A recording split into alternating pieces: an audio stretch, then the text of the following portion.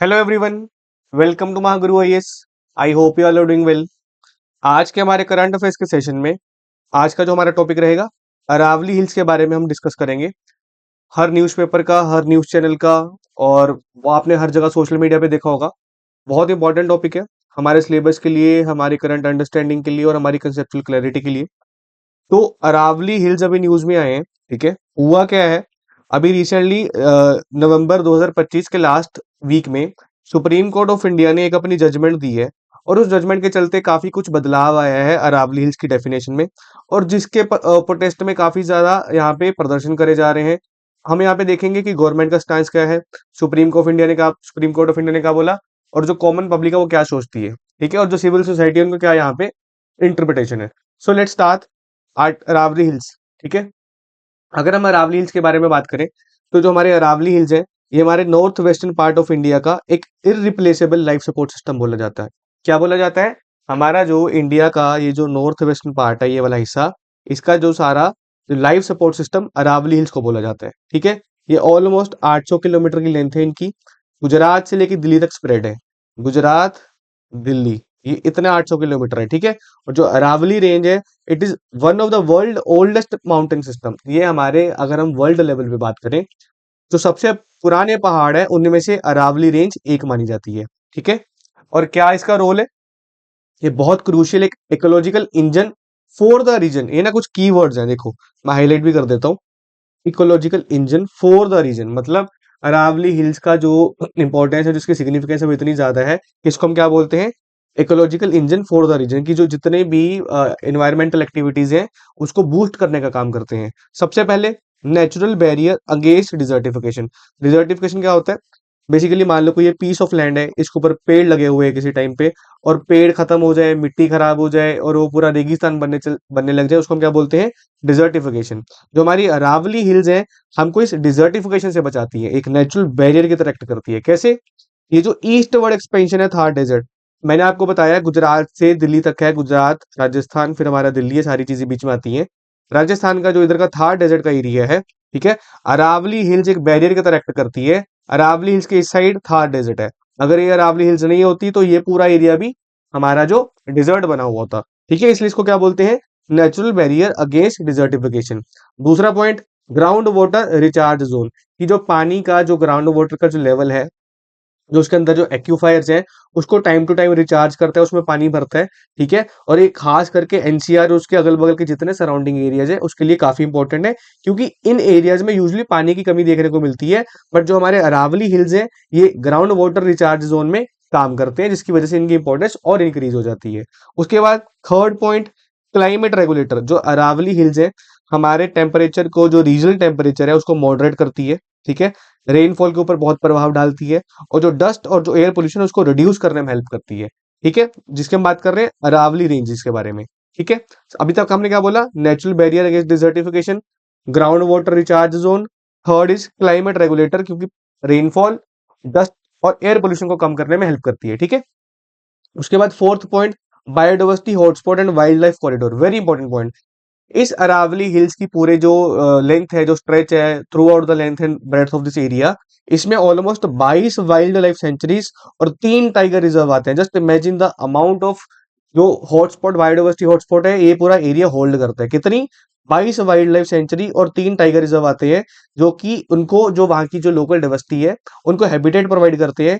खास करके जो एंडेंजर्ड स्पीसीज है, जिन स्पीसीज को खतरा है, जैसे टाइगर्स हुए, लेपर्ड्स हुए, ये इनको एक घर प्रोवाइड करते हैं, ठीक है। ये हम अरावली हिल्स की बात कर रहे हैं। इसको हम क्या बोलते हैं?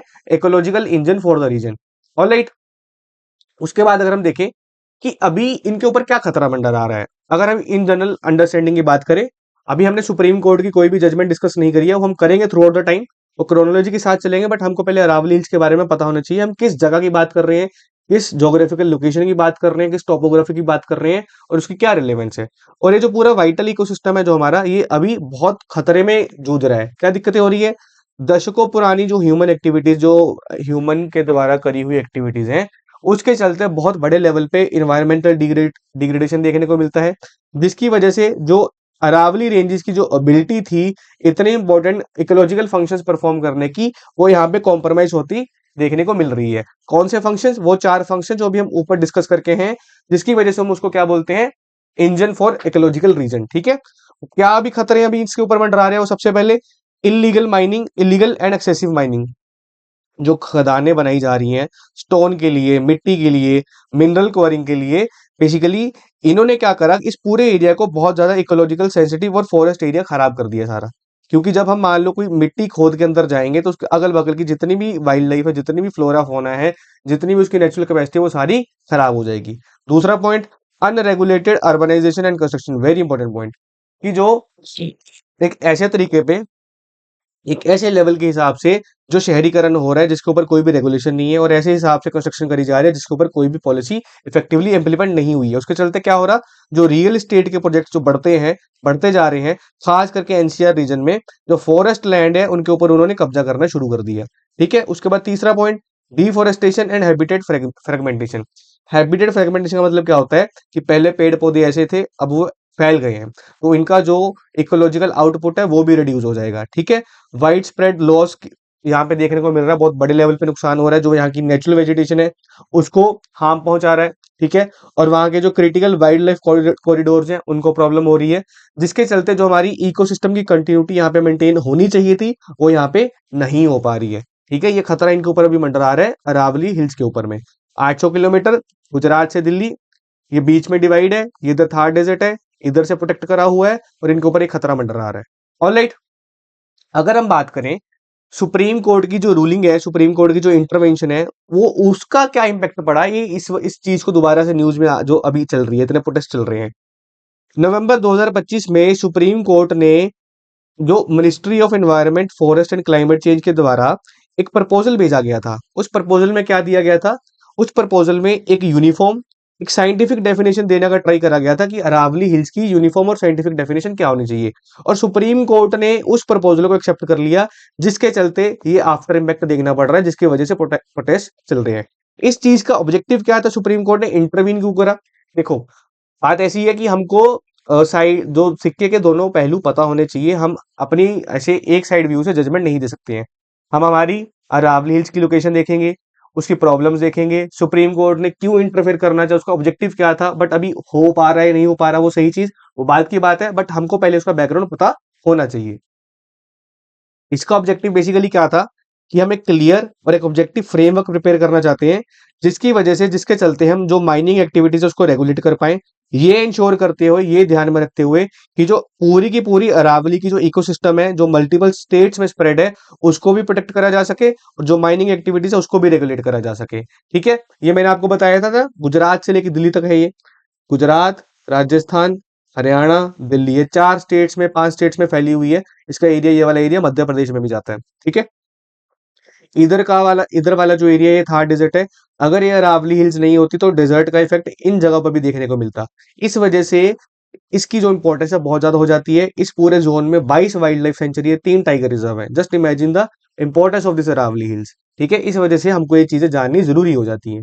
उसके बाद अगर हम देखें, सुप्रीम कोर्ट ने जो न्यू डेफिनेशन दी है, उन्होंने अपनी इंटरवेंशन में क्या करा, सुप्रीम कोर्ट ने अपने हिसाब से एक न्यू डेफिनेशन दी कि जो 100 मीटर का थ्रेशोल्ड है वो माना जाएगा अरावली हिल्स को डिफाइन करने के लिए। Let me just explain you क्या उन्होंने बोला है।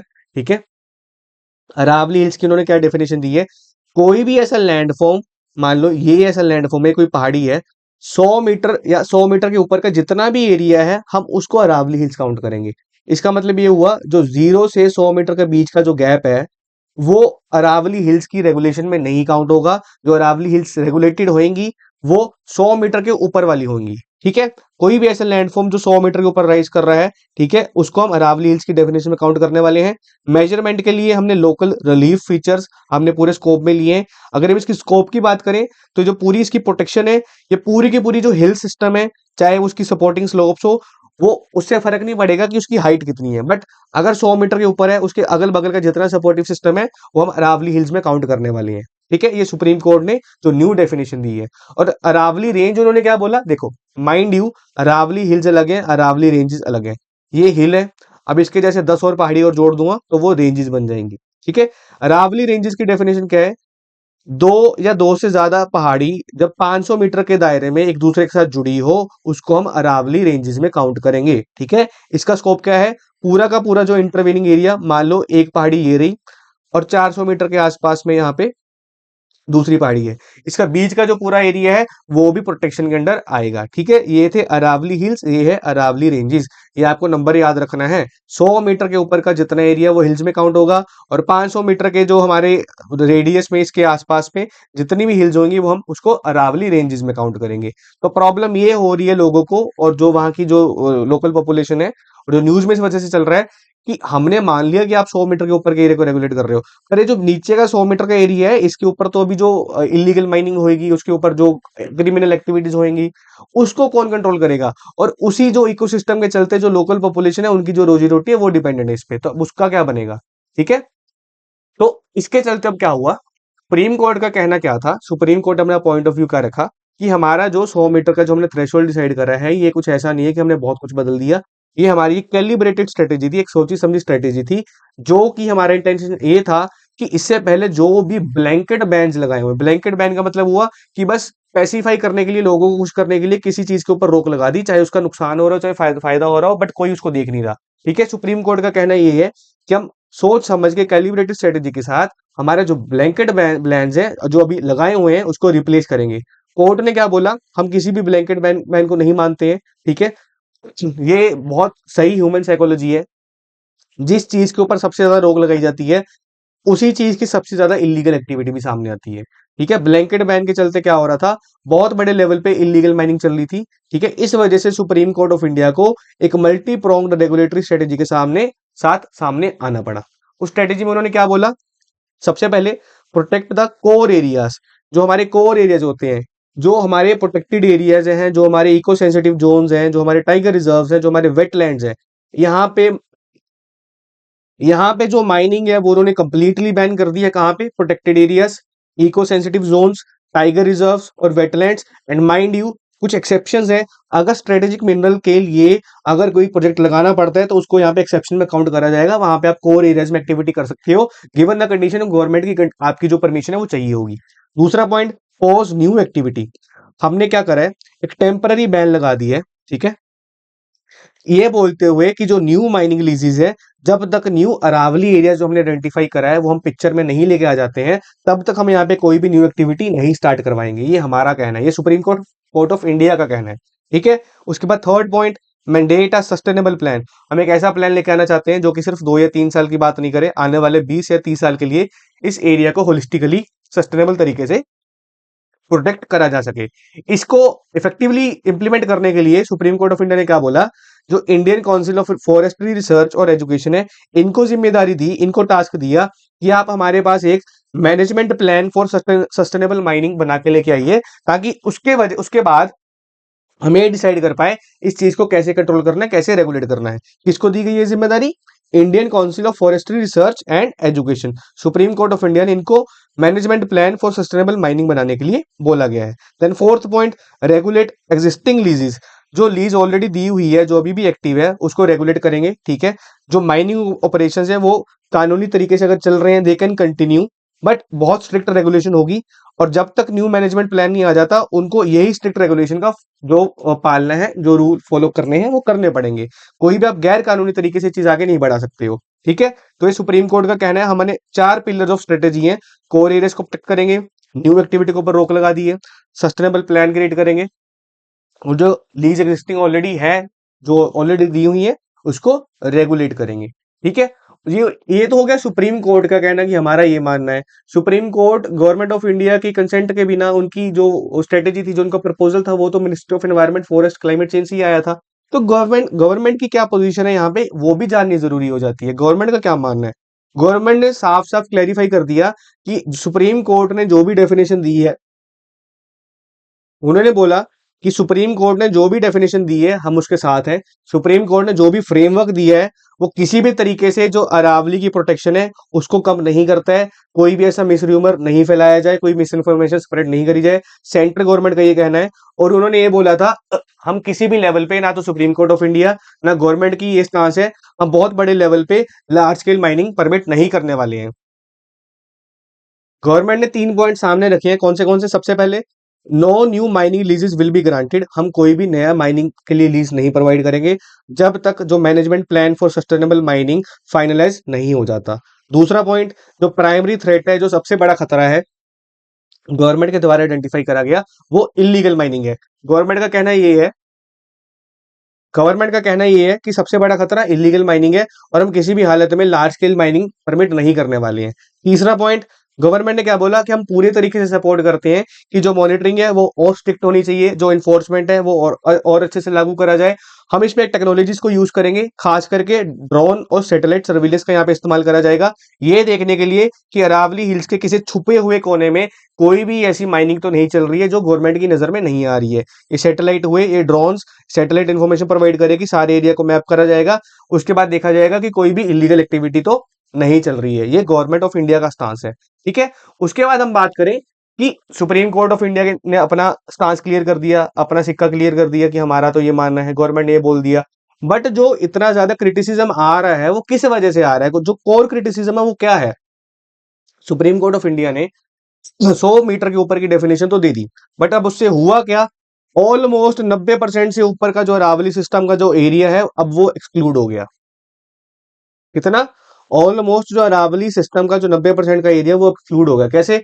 जो फॉरेस्ट सर्वे ऑफ इंडिया है उसकी असेसमेंट में ये दिखाया गया था, ये बोला गया था कि जो 100 मीटर हाइट का जो थ्रेशोल्ड हमने इसको माना है, इसके बाद क्या होगा कि जो majority of the Aravalli landscape है लीगल प्रोटेक्शन से बाहर हो जाएगी, ठीक है, जो सबसे बड़ा खतरा है, जिसके चलते बहुत सीरियस इकोलॉजिकल और गवर्नेंस कंसर्न्स देखने को मिल सकते हैं। अभी मैंने आपको एक पाई चार्ट दिया है, तो क्या डिपेक्ट करता है कि जो 10% हिस्सा है वो कवर्ड है, ठीक है, ये न्यू डेफिनेशन के बाद हुआ है। जो 90% एरिया है वो एक्सक्लूड हो गया है, ठीक है। इसमें क्या प्रॉब्लम है कि जो हमारी इकोलॉजिकल कंटिन्यूटी थी अब उसको इग्नोर करा जा रहा है, क्योंकि जो जो हमारी न्यू डेफिनेशन है वो पीक सेंट्रिक है। ये माइंड यू, ये कुछ की वर्ड्स हैं, प्लीज डोंट मिस दीज की वर्ड्स। पीक सेंट्रिक मतलब ये पहाड़ी है, इसको पीक बोलते हैं। अब सुप्रीम कोर्ट ऑफ इंडिया ने इस पीक को डिसाइड कर लिया और ये पीक डिसाइड करेगी कि इस चीज को रेगुलेट कैसे करा जाएगा, ठीक है, क्योंकि वो पीक अपने क्या डिसाइड करी है, 100 मीटर की, ठीक है।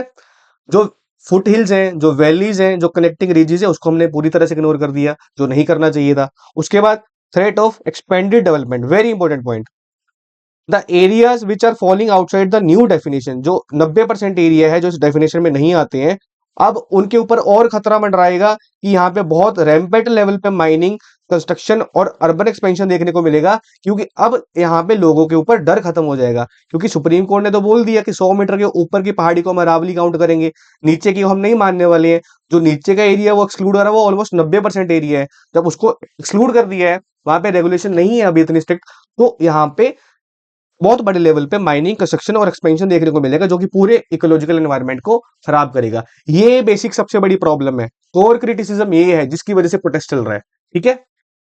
उसके बाद अगर हम बात करें कि कैसे ये इकोलॉजिकल रिस्क एक नैरो डेफिनेशन से स्टार्ट हुए, प्रॉब्लम क्या है, ठीक है, क्या क्या नुकसान होगा इससे अब आने वाले टाइम में।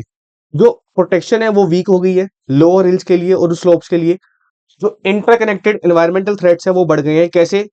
वो जब बढ़ेंगे तो वो अपने अपने कॉन्सिक्वेंसेस के साथ आएंगे। वो कॉन्सिक्वेंसेस क्या है, वो क्या क्या खतरे हैं? सबसे पहले थ्रेटन्ड ग्राउंड वाटर रिचार्ज, हम ऊपर पढ़ के आए हैं ना, Aravalli ground water recharge zone में बहुत इंपॉर्टेंट रोल प्ले करता है।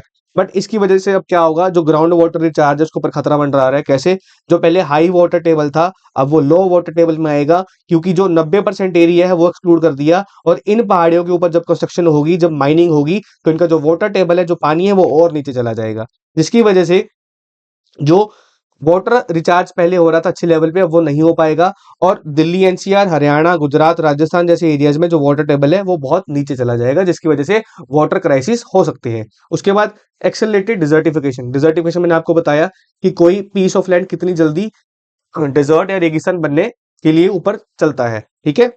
जब मान लो पहले अरावली ऐसे है, अरावली के एक साइड पे थार डेजर्ट है, जब हमने अरावली काटनी स्टार्ट कर दी तो जो थार डेजर्ट डेजर्ट का इम्पैक्ट है अब वो इस एरिया में भी दिखने को मिल जाएगा, ठीक है। जो अरावली का बैरियर था, जो यहाँ पे नेचुरल बैरियर एक्ट करता था, वो यहाँ पे वीक हो गया है, ठीक है। डस्ट स्टॉर्म्स हैं, जो मिट्टी के स्टॉर्म्स आएंगे, डिग्रेडेशन, एरिडिटी अब इन एरियाज में भी इंक्रीज हो जाएगी, जिसकी वजह से डिजर्टिफिकेशन इंक्रीज हो सकती है। उसके बाद अंडरमाइनिंग नेशनल कमिटमेंट्स, इंडिया की जो नेशनल कमिटमेंट्स है वो यहाँ पे कॉम्प्रोमाइज होती कहीं ना कहीं दिख रही है। कैसे? इंडिया की जो एबिलिटी थी अपनी कमिटमेंट्स को मीट करने के लिए under the convention, United Nation convention to combat desertification, इसको UNCCD बोलते हैं, जो कि डिजर्टिफिकेशन से बचाती है। अगर हम इस चीज को नहीं कंट्रोल कर पाएंगे तो जो इंडिया की कमिटमेंट्स है, जो नेशनल कमिटमेंट्स है, जो इंडिया को इंटरनेशनल लेवल पे फुलफिल करनी पड़ती है एज अ कंट्री, वो शायद अंडरमाइन हो सकती है। उसके बाद लूप होल सबसे पहले आएंगे। मैंने आपको ऑलरेडी सबसे पहले बताया, जिस चीज के ऊपर सबसे ज्यादा रोक लगाई जाएगी उसी चीज का सबसे ज्यादा करप्शन और इलीगल चीजें वहां पे देखने को मिलेगी। ठीक है, इन्होंने रोक तो लगा दिया कि हम रेगुलेट करेंगे, स्ट्रिक्ट प्लान लेके आएंगे, बट सबसे पहले लूप होल्स भी यहीं पे ढूंढे जाएंगे, क्योंकि कॉम्प्रिहेंसिव मैपिंग नहीं है, ओवरसाइट नहीं हो पाएगी, और इतनी जल्दी रेगुलेटरी गैप्स को फुलफिल करना इम्पॉसिबल टास्क है। ठीक है, ये कुछ खतरे हैं जिसकी वजह से ये प्रॉब्लम्स हो सकती हैं।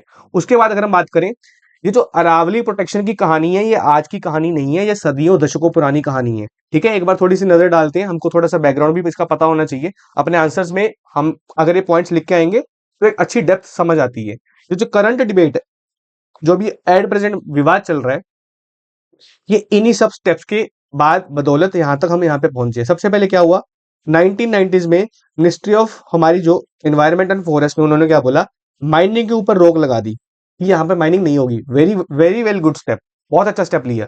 ठीक है, बट प्रॉब्लम क्या थी, स्टेट लेवल की जो एनफोर्समेंट थी वो बहुत ज्यादा वीक थी, जिसकी वजह से इस कानून को जल्दी से कंप्लाइंस में नहीं लेके आ पाया। लोगों ने इसके ऊपर भी इसको एक्सप्लॉइट करना स्टार्ट कर दिया।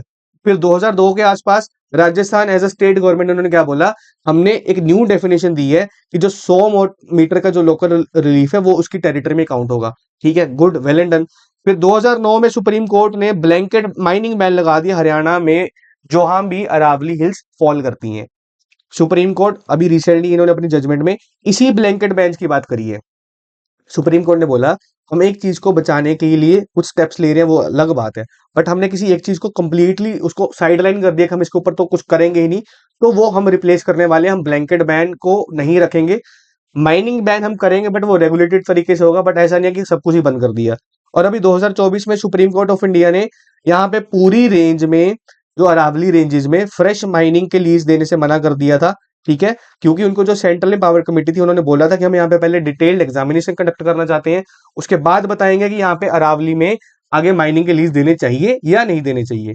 ठीक है, और सबसे इंपॉर्टेंट चीज जो हमें पता होनी चाहिए कि जो अरावली का जो सबसे बड़ा प्रोजेक्ट है, जो गवर्नमेंट ऑफ इंडिया का बहुत एक फ्लैगशिप मिशन है, वो क्या है, उसका नाम क्या है, अरावली ग्रीन वॉल प्रोजेक्ट।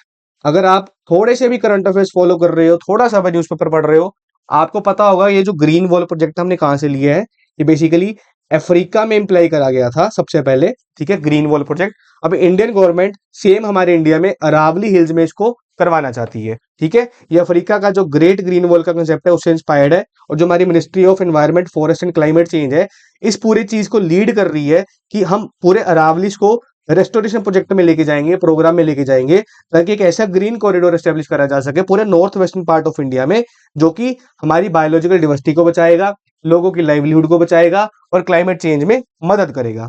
ठीक है, दिल्ली, हरियाणा, राजस्थान, गुजरात, ये अरावली की ग्रीन वॉल यहाँ पे बिल्ड करने का काम चल रहा था। अगर हम प्रोजेक्ट डिटेल की बात करें, ऑलमोस्ट 1400 किलोमीटर लंबा और 5 किलोमीटर चौड़ी यहाँ पे ग्रीन बेल्ट बनाने की बात करी गई है। ज्योग्राफी में अगर बात करें, गुजरात, राजस्थान, हरियाणा, दिल्ली, 4 स्टेट्स इसमें आती हैं। गोल क्या था, गोल ये था कि 2027 तक almost 1.1 million hectare of degraded land हम रिस्टोर करेंगे। मतलब कि जो लैंड खराब हो चुकी है उसमें से हम 1.1 मिलियन हेक्टेयर 2027 तक रिस्टोर करने का ट्राई करेंगे। अगर हम इसके एक्सपेक्टेड बेनिफिट्स की बात करें कि कौन सा क्या फायदा होने लगा था हमसे, ये चीज इंप्लाई करके, डिजर्टिफिकेशन थी वो कम होने वाली थी, डस्ट स्टॉर्म थे वो इधर ही रहते, वो इस एरिया में क्रॉस नहीं करते, क्योंकि यहाँ पे अगर बेल्ट बन गई है तो वो क्रॉस नहीं कर पाएंगे। ठीक है, एयर क्वालिटी इंप्रूव होती, दिल्ली एनसीआर में इंपैक्ट पड़ता, अच्छा जो माइक्रो क्लाइमेटिक स्ट्रेस है वो रिड्यूस होता, खास करके दिल्ली एनसीआर, हरियाणा और ये जो सारा एरिया है। ठीक है, ये कौन सा प्रोजेक्ट है, अरावली ग्रीन वॉल प्रोजेक्ट। उसके बाद अगर हम बात करें, सुप्रीम कोर्ट ने अपना स्टांस क्लियर कर दिया, गवर्नमेंट ऑफ इंडिया ने बोल दिया, प्रदर्शनकारियों ने बोल दिया कि हमको ये चीजें मंजूर नहीं है, बट द पॉइंट इज हमको कुछ एक ऐसा वे फॉरवर्ड तो स्टेब्लिश करना पड़ेगा ना, जो कि हर किसी के उसमें आए, कि बेसिकली हर कोई मानने के लिए रेडी हो। ताकि जो अरावली हिल्स हैं उसको बचाया जा सके और किसी जो भी स्टेक होल्डर है उसका कोई भी नुकसान नहीं होना चाहिए। अगर हम ब्लूप्रिंट की बात करें कि ऐसी कौन सी कॉम्प्रिहेंसिव और इफेक्टिव प्रोटेक्शन की स्ट्रेटेजी हमको अडॉप्ट करनी चाहिए ताकि जो अरावली हिल्स है उसको सिक्योर करा जा सके। इसके लिए ये करने के लिए हमको एक मल्टी फेसिटेड स्ट्रेटेजी की जरूरत है, जिसमें साइंटिफिक प्लानिंग, टेक्नोलॉजिकल इन्फोर्समेंट और जो इकोलॉजिकल रिस्टोरेशन है वो तीनों एक्टिविटीज को कंबाइन करा जाए। कैसे? सबसे पहले साइंटिफिक मैपिंग एंड रेगुलेशन। हमको कॉम्प्रिहेंसिव लेवल पे मैपिंग कंडक्ट करनी पड़ेगी पूरे इकोसिस्टम की, चाहे वो पहाड़ है, चाहे वो वैलीज है, चाहे वो रिचार्ज जोन है, चाहे वो कॉरिडोर्स हैं। ठीक है, और उस हिसाब से रिस्क बेस्ड कंट्रोल्स के साथ माइनिंग की परमिशन देनी चाहिए। उसके बाद प्रिवेंशन ऑफ इलीगल माइनिंग। हमको सर्विलियंस देख नजर करने की और जरूरत है। टेक्नोलॉजी जब हमारे पास है, ड्रोन है हमारे पास, सैटेलाइट है हमारे पास, सीसीटीवी है हमारे पास, ई चालान है, इनको इम्प्लाई करने की जरूरत है ताकि यहाँ की लोकल डाइवर्सिटी को बचाया जा सके। उसके बाद इकोसिस्टम रेस्टोरेशन। जो हमारे फॉरेस्ट है जो ऑलरेडी डिग्रेड हो चुके हैं, जो खराब हो चुके हैं, और जो ऐसे माइन एरियाज जो पहले कभी माइनिंग एरियाज में हुआ करते थे बट अभी उनको इकोलॉजिकल सस्टेनेबल तरीके से दोबारा से रिवाइव करा जा सकता है और इंडिजिनस वाटर सिस्टम यहाँ पे लेके आए जा सकते हैं, तो यहाँ पे बिल्कुल करना चाहिए ताकि जो इकोसिस्टम रिस्टोर करा जा सके। उसके बाद fourth point, control of wind erosion. इससे क्या होगा, जो सरफेस वेजिटेशन अगर हम प्रमोट करेंगे तो जो सैंड ड्यून्स है वो स्टेबलाइज हो जाएंगे। लेट से ये पहाड़ी का हिस्सा है, जस्ट अ सेकंड, लेट से ये पहाड़ी का हिस्सा है ना, इधर वाली साइड में दिल्ली का एरिया है, उधर वाली साइड में राजस्थान है, जस्ट अज्यूम, और राजस्थान से यहाँ पे सैंड स्टॉर्म आ रहा है। आज तो यहाँ पे अरावलीज हैं, इस वजह से यहाँ ये वाला एरिया प्रोटेक्टेड है। मान लो कल को ये वाला एरिया खत्म हो गया तो सैंड स्टॉर्म तो बहुत इजीली क्रॉस कर लेगा, तो जो सैंड ड्यून्स है वो स्टेबलाइज नहीं हो पाएंगे। बट अगर मान लो कल को ये चीज होती भी है तो हमको विंड इरोजन कंट्रोल करने के लिए डस्ट स्टॉर्म को कम करना पड़ेगा, डिजर्टिफिकेशन के ऊपर टैकल करने का ट्राई करना पड़ेगा। हम सारी चीजें गवर्नमेंट या पॉलिसी के ऊपर रिलाई नहीं कर सकते हैं। ये ज्योग्राफिकल फिनोमिना है, साइंटिफिक फिनोमिना है, ये एक एनवायरमेंटल फिनोमिना है, ये एनवायरमेंटल चैलेंज है, इसको मैनेज करना पड़ेगा। तो इसके लिए एक होलिस्टिकल अप्रोच अडॉप्ट करनी पड़ेगी। ठीक है, ये कॉम्प्रिहेंसिव स्ट्रेटेजी है। अगर हम लास्ट में बात करें बेसिकली कि वे फॉरवर्ड हमने डिस्कस कर लिया कि आने वाले टाइम में क्या है, इससे बढ़िया इमेज आई डोंट थिंक आपको पूरे इंटरनेट पे कहीं पे मिलेगी समझाते हुए कि क्या प्रभाव पड़ता है हमारे इन्वायरमेंट के ऊपर जब हम ऐसी चीजें करते हैं। इकोलॉजिकल, इकोनॉमिक और सिविलाइजेशनल इंपेरेटिव, ये अरावलीज, और ये है डेजर्ट, रेगिस्तान। नाउ यू टेल मी, कौन से एरियाज में जानवर आएंगे, कौन से एरियाज में अच्छी बायोडाइवर्सिटी होगी, कौन से एरियाज में लोगों का लाइवलीहुड अच्छा होगा, कौन से एरियाज में लोगों की इनकम होगी, कौन से एरियाज क्लाइमेट चेंज से बचा सकते हैं। A very simple, a very simple answer this. हमको ये चाहिए, हमको ये नहीं चाहिए, this is the whole point. ठीक है, अगर सुप्रीम कोर्ट ने अपना स्टांस दे दिया है, ऑब्वियसली सुप्रीम कोर्ट आप उसको क्वेश्चन नहीं कर सकते, बट द पॉइंट इज ये हमको चीजें स्टेक होल्डर की जितने भी कंसर्न्स है वो अकोमोडेट करने पड़ेंगे ताकि जितने भी लूप होल्स हैं उसको कवर करा जा सके। और इवेंचुअली जो सुप्रीम कोर्ट भी चाहता है, जो गवर्नमेंट ऑफ इंडिया भी चाहती है, जो आम लोग भी चाहते हैं कि अरावलीज ऐसे सर्वाइव करें ना कि ऐसे, बट इसको करने के लिए हमको साथ आना पड़ेगा, जो वे फॉरवर्ड के स्टेप दिए हैं वो लागू करने पड़ेंगे। ठीक है, जो अरावली रेंज है वो सिर्फ एक जोग्राफिकल फीचर नहीं है बट एक लाइफ सपोर्ट सिस्टम है पूरे के पूरे नॉर्थ वेस्टर्न इंडिया के लिए। इसकी इंपॉर्टेंस इतनी ज्यादा है, अगर इसकी डिग्रेडेशन होगी, अगर इसका ये हाल ऐसे हो जाएगा तो पूरा पका पूरा जो हमारी क्लाइमेट स्टेबिलिटी है वो खराब होगी, वाटर सिक्योरिटी के क्राइसिस होंगे, और जो लोगों की रोजमर्रा की जिंदगी है, जो रोजगार है, वो पूरा का पूरा खराब हो जाएगा। अगर हम अरावली इकोसिस्टम को रिस्टोर कर रहे हैं तो जो इंडिया की कमिटमेंट्स हैं इंटरनेशनल लेवल पे, united convention to combat desertification, Paris agreement, Bonn challenge, जो कि लैंड प्रोटेक्शन की बात करते हैं, ठीक है, इंडिया तभी अपनी कमिटमेंट्स को फुलफिल कर पाएगा अगर हम इस पूरी चीज को प्रोटेक्ट कर पा रहे हैं।